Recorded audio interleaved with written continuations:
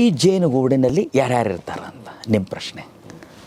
ಅಲ್ಲಿ 2 ಪ್ರಮುಖ ಜೀವಿ ಇರ್ತಾವೆ. ಒಂದು ರಾಣಿ ಜೇನು, ಇನ್ನೊಂದು ಸೇವಕ ಜೇನು. ಕೆಲಸಗಾರ ಜೇನು. ರಾಣಿ ಜೇನು ಸೇವಕ ಜೇನಿಗೆ ಏನು ಡಿಫ್ರೆನ್ಸು ಅಂತ ಬಂದಾಗ 2 ಹೆಣ್ಣು ಜೇನು, ಆದರೆ ರಾಣಿ ಜೇನಿಗೆ ಮಾತ್ರ ಮಕ್ಕಳು ಹಿಡಿಯುವಂಥ ಭಾಗ್ಯ ಇರ್ತದೆ, ಸೇವಕ ಜೇನಿಗೆ ಇರೋದಿಲ್ಲ. ಸೊ ಹಾಗಾದರೆ ಅವ್ರ ಕುಟುಂಬ ನಡಿಬೇಕಾದರೆ ಅತಿ ಮುಖ್ಯವಾಗಿ ಯಾರು ಇರಬೇಕಲ್ಲಿ? ರಾಣಿ ಜೇನು ಇರ್ತಾನೆ. ಸೊ ಹಂಗಾರೆ ರಾಣಿ ಆಗಿನೂ ಬಂದು ಇಲ್ಲಿ ಬೆಂಗಳೂರು ಅಂತ ಟ್ರಾಫಿಕ್ನಾಗ ಅಡ್ಡಾಡಕತ್ತು, ಬಸ್ ಅಡ್ಡಾಡಿರ್ತಾವೆ, ಮೆಟ್ರೋ ಟ್ರೈನ್ ಅಡ್ಡಾಡ್ತಿರ್ತಾವೆ. ಆ್ಯಕ್ಸಿಡೆಂಟ್ ಆದರೆ ಮತ್ತು ಅವ್ರ ಕುಟುಂಬನ ಸಾಯ್ತದೆ.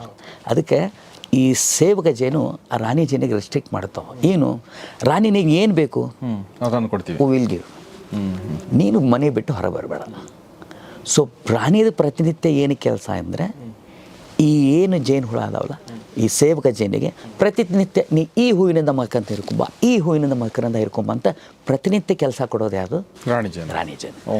ಇದೇನು ರಾಣಿ ಜೇನು ಹೇಳ್ತಲ್ಲ, ಅದು ಆ ಸೇವಕ ಜೇನು ಈ ಹೂವಿಂದ ಆ ಹೂವು, ಆ ಹೂವಿಂದ ಈ ಹೂವು ಮಕರಂದ ಹಿರ್ಕೊಂಡು ಬರ್ಬೇಕಾದ್ರೆ ತಮ್ಮ ಬಾಡಿ ಸುತ್ತ ಪರಾಗ ಏನು ಅವು ರೇಣುಗಳನ್ನು ಹಚ್ಕೊಂಡು ಇಲ್ಲಿಂದ ಅಲ್ಲೇ ಅಲ್ಲಿಂದ ಇಲ್ಲೇ ಟ್ರಾನ್ಸ್ಫರ್ ಮಾಡ್ತಾವಲ್ಲ ಸರ್, ಅದೇ ಪ್ರತಿನಿತ್ಯ ಜಗತ್ತಿನ 70% ಪರಾಗಸ್ಪರ್ಶ ಕ್ರಿಯೆಯಲ್ಲಿ ಆಗುವಂಥ ವ್ಯವಸ್ಥೆ.